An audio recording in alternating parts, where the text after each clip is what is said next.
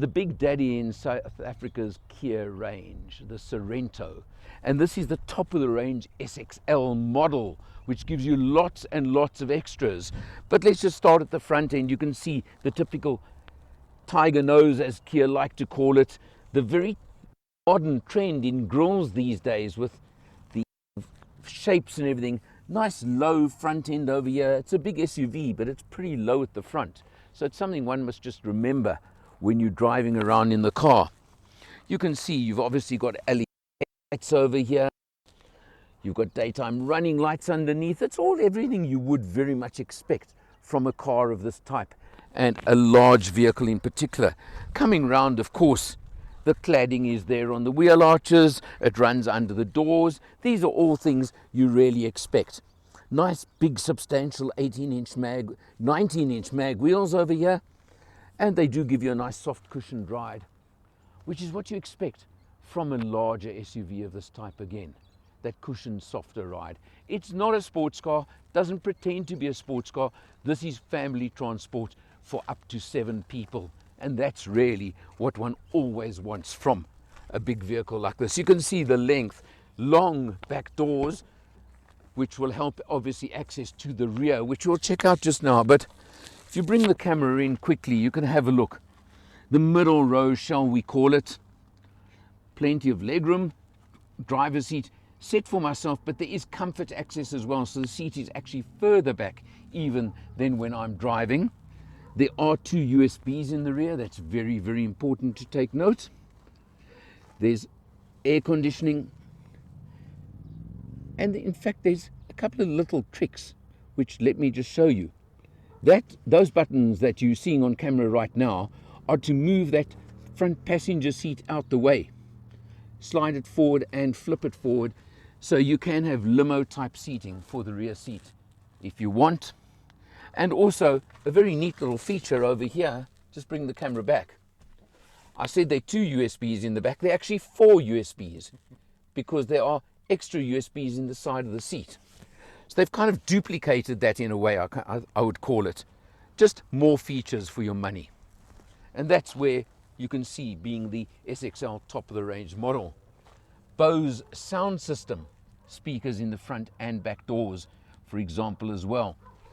Good sound system, obviously again, top of the range model. You come around to the rear of the vehicle. Interesting vertical lights, both on the side of the vehicle and on the tailgate. Those split lights, but quite an interesting treatment over there. Pop open. Obviously, you expect it to be automated on a car of this sort. And typical of a 7-seater. In 7-seater mode, boot space is absolutely minimal. Just picture that seat being up over here as well. Virtually no space at all, but that's the way it works. That's the way you drop that seat when you want to. Very nice and simple. And there is a nice little trick over here. If you bring the camera, you see this button over here. If I press it, you could decapitate the youngster or the dog in the back seat. But besides that, it is quite convenient, quite useful. And you do have a 12-volt socket over there as well for the rear. Nice cup holders and just storage spaces in the rear for one or both passengers that you've got in the back of the vehicle here as well. All good features, useful and very, very neat. And comes fitted with very substantial rubber matting over here, besides anything else to stop things sliding around in the back when you are running around and driving around. And you pop up over here for your toolkit, etc. You can also hide 1 or 2 little valuables down there if you really wanted to. Again, useful features. Press button to close. There you go. And that's an important little badge over there. All-wheel drive, because again, being the top of the range, this model does feature all-wheel drive. Good for dirt roads, good for safety on wet roads, wet conditions, something like that. Powered by 2.2 litre 4-cylinder diesel, turbo diesel engine. Puts out 148 kilowatts, a good big 440 Newton meters of torque. And that's a big number in itself. And that's put down through all four wheels, as I said, on the all-wheel drive system, through an 8-speed dual clutch automatic gearbox. Smooth, comfortable, relaxed, exactly what you expect from a vehicle of this type. The test with every car that has the optional 7 seats is access to those back seats. So how does this one work? Well, they've actually made it very convenient, because look here, there's a button there, press button, and it does that. But now let's see what it's like for me to get through to the back. Okay, so what's it really like? I've got a bend, which I suppose is fair, and then get myself in here. Now I'm going to move over to the other side, because let's see what legroom is like. The middle seat can be slid forwards and back. You can adjust a little bit, but I'm leaving it in the position it's in for now to show you. Well, even for me, my legs are my knees are kind of a little bit closer to my ears than I would like. Headroom is actually quite acceptable, especially for me. And remember, with a hat on, which allows for your more average sized person by leaving the hat on. So I won't complain about that. I'll say it's pretty average and quite acceptable in that sense. I would not like to do a long journey sitting in the seat. But I think for youngsters, for kids, and if you slide this whole unit forward a bit, I think it could be pretty acceptable. But then remember, you are compromising the middle passengers. So let's have a look. We've now moved it pretty much. Now I could live. I could live with this. It's certainly a lot more comfortable than it was, but just show the camera now how limited the legroom is for the guy in the middle row now. So you know what this is about? It's called compromise. And it's called what works best for you. I can't comment on that. Something I've discovered that I think is really important for this car though. If you take a look, Isofix fitting here, and obviously the seat's down but on the side, but have a look at the rearmost seats. You've got 4 Isofix fittings in this car. Now that's pretty unusual. Let me tell you, not everybody includes Isofix on those rearmost seats. And that's a bonus if you're a large family with lots of youngsters. And talking about having youngsters, let me show you one other little thing we found. Standard, I think, is the little screen for the back windows that you can obviously pull up or drop. But nice for privacy, nice for the little ones. If you've got 4 little ones in the car, just imagine that you can at least screen off like that. Nice feature. The Sorento is a big car, but like modern cars today, the pleasure is the fact that it doesn't feel big. Got all the luxuries, all the comforts, all the mod cons, everything you expect from a top of the range big luxury vehicle that costs R1 million. And that's what this one costs. So you can see you get everything, and it's certainly, the ride is smooth. We're on very rough tar at the moment, so yes, you're getting a bit of road raw maybe, but beyond that, it glides along. That 2.2 litre diesel engine from the Hyundai Kia group is smooth, is comfortable. 148 kilowatts, 440 Newton meters. It's certainly not short on power either. And it's actually surprising, because this is such a massive body, it's still more than enough power, I can tell you that. I've had no lack of power on the vehicle. Sure, maybe you want to, no, but then again, this is not a racing vehicle. So in my book, there's no circumstance where you'd want more power from it, or more oomph, or more anything else. It just goes really, really well, and that's the thing. And maybe the only 2 of us on board right now, but oh wow, I can see it being super comfortable for the family when you're taking a holiday trip or something of that sort, and that'll really, really make a big difference. But it's an absolute pleasure to drive, and I think that's what really does count.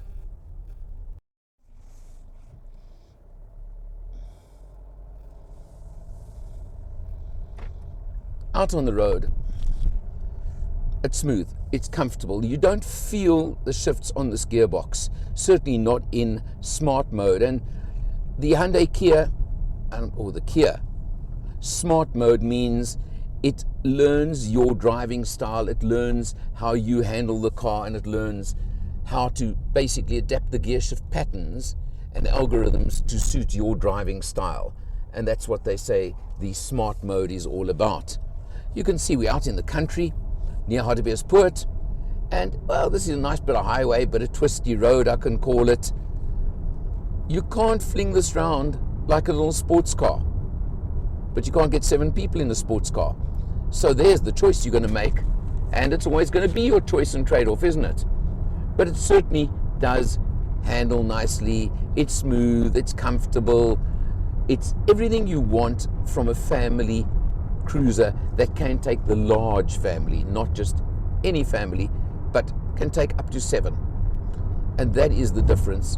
And for me, it's getting out to the country that makes the difference, quite honestly, and having the opportunity to come through for a cruise on my favorite country test road, I love to call it, to Hartbeespoort, and just take time out, relax, take it easy, and just take what the road's going to throw at us and what the road's going to give us, and enjoy ourselves that way. Coming to a little stop over here, but it just doesn't matter.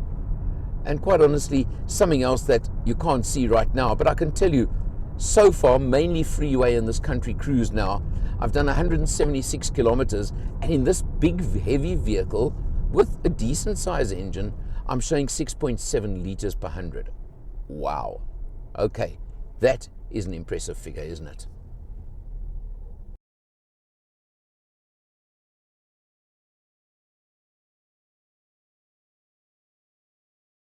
And it's Will for Motor Matters. I'm sitting in the... It's not Will, it's Leadfoot. It's Will. I haven't driven this car yet, so we don't know if I'm Leadfoot. That's why it's showing decent fuel consumption. 7.4. Give me half an hour, I'll get it down to 7.2. Yeah. Maybe. 7.2 kilometers per liter. I didn't say how we were going to measure it. I just said we were going to measure it in some form, shape, form, or function. So this is the first time I've sat in front of a Kia Sorento, right. And I have to say, I like the fact that it has flappy paddles. Because I use flappy paddles, and these ones are positioned on the steering wheel, so you don't have to take your hands off when you're driving, and they're not too big, they're not too small, they're in exactly the perfect position. And you say it's a dual clutch 8-speed box. Correct. Which must mean this thing must shift like it's going out of fashion. Absolutely instantaneous. And well, I don't drive that way, so I drive relaxed. I like the fact that when I want to overtake, I can put it into manual mode by just clicking on the pedals. Then I know what my power is, I know when I can go, and I'm good to go. I don't have to put my foot flat and wait for the gearbox to play catch up. I like knowing when I'm set up and I'm on my way to overtaking. Not that I think overtaking is going to be a problem in this car. I mean, you mentioned... I can tell you, I've done quite a bit of freeway driving, and you just give it a little nudge. This diesel motor is an absolute winner. An absolute winner. Correct. And also, from sitting on the opposite side of the car now, I can actually see the heads-up display, and I do like head-up displays. No, I must say, I think they're fantastic. I think they're fantastic. Yeah, no, this feels very comfortable. We'll have to get it back from Kia for yours truly to take it around the block for a couple of Ks just to see what it does do in terms of fuel consumption. And yeah, looks very good. Absolutely. You're giving it a thumbs up? From where I'm sitting, 995. I'm very keen to drive it. Absolutely. Thanks, Will. Thanks, Al. And this is why they pay me the big bucks, because when driving, I noticed something that Alan had forgotten about. Watch what happens when you indicate. It gives you a camera showing you that if anybody is suddenly coming from behind and overtaking you from the wrong direction, you can spot that coming. That is brilliant. And it works on both sides. And it works on both sides.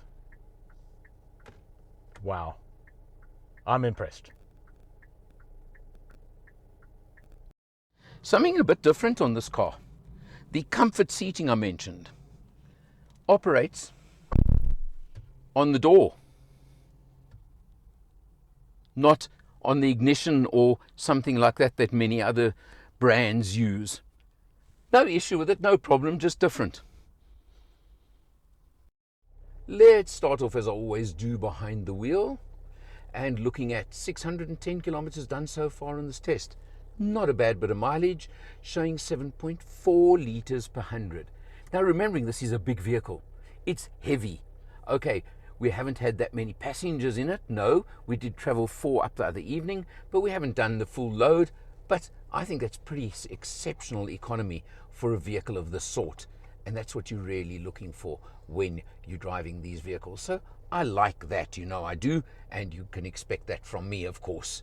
You've got everything you would possibly want beyond this. The 8-speed gearbox I mentioned just now obviously has flappy pedals if you ever want to use them, but they're there, and that's, let me say no more. You've got all your active safety. You've got active cruise control. You've got forward collision warning and active braking. You've got all of those. I did use it to a limited extent once on this test as well, so I did experience it, and I can tell you it works.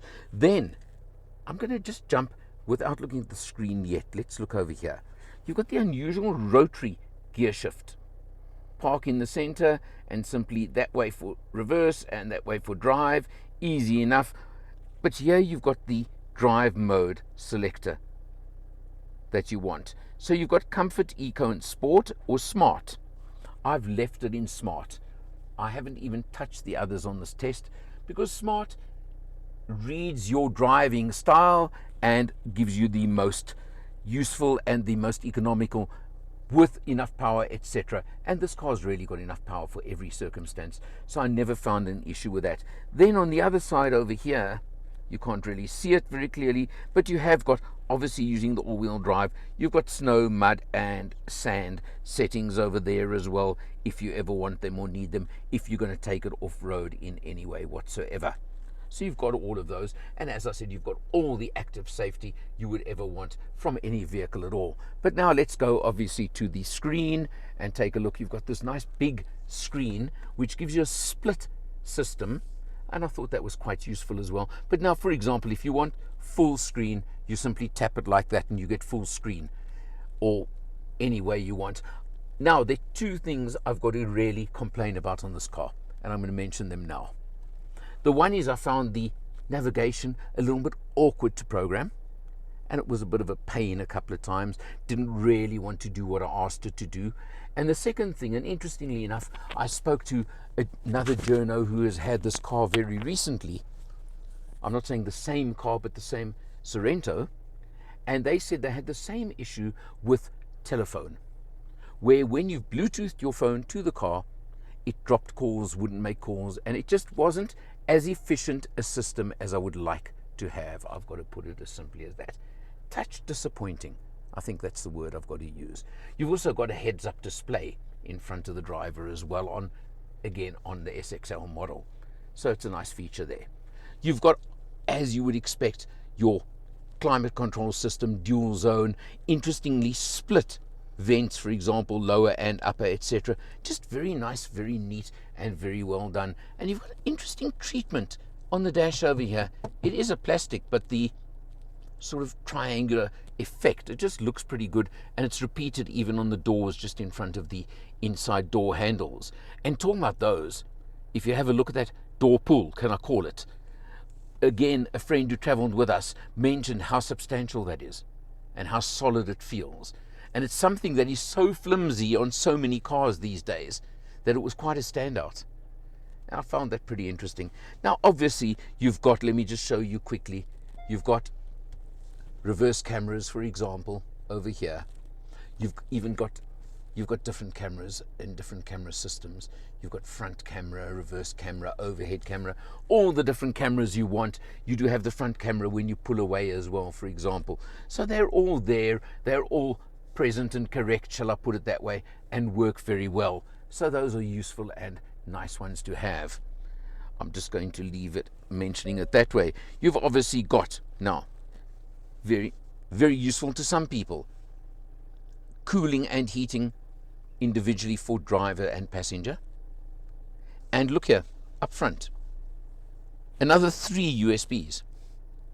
So that makes it how many already? That's about 7 USBs in this car, although the guys in the cheap seats right at the back don't have their own individual ones. I still find it fascinating you've got 4 for the middle row. But anyway, and a very neat cover for there if you do want to use it. Inductive cell phone charging over here, which is useful, of course, these days, and everybody wants to have that. And you've even got a hill descent control system as well for the all-wheel drive. You look around, massive, massive panoramic sunroof. How else can I put it except saying it that way? It really is big, isn't it? Front section here can open as well if you want. I just like the shade out the way to bring extra light into the car. I prefer that and I enjoy it that way. Overall, I've mentioned a couple. That's something else. The tune that plays you when you start and switch off the engine. I just find that actually kind of annoying, to be honest. But I suppose it's a matter of taste or preference. What I haven't mentioned yet is the price. $995. 995,000 Rand. Call it $1 million, please. You're getting a lot of car. You're getting a lot of spec. You're getting all the safety spec in the world, as I've mentioned. And the blind spot warning, for example, picks up vehicles when they're behind you, when they're alongside you, and while they're still in front of you. You get all of that, which is great. So you are in a safe environment, and they've certainly put all the safety. That 2.2 litre diesel engine, at first you would think is a little bit too little for a vehicle like this. But I can tell you now, you could cruise all day, whether it's with 2 on board or 7 on board, won't make any difference, and you'll get there in comfort, taking your time, but at the national speed limit comfortably, and with plenty in reserve to overtake when you want to. So what's the competition? That's the next question. Well, there is the brother, sibling, the Hyundai Santa Fe, which the top model comes in a bit cheaper, but doesn't come with all the spec you've got over here. So it's a case of balancing up and weighing up what spec you really want out of your car. Then you move into everybody in the world who's got vehicles of this type and size, etc. And you can go from the Cherry Tiggo 8, which is a bit smaller, but still gives you 7 seats, at what, 550,000 Rand? To your German luxury brands where you'll pay 1.5 million Rand. That's the range I'm talking here. So this one falls pretty squarely in the center of the whole lot, doesn't it? And that's pretty interesting. It is really an interesting proposition.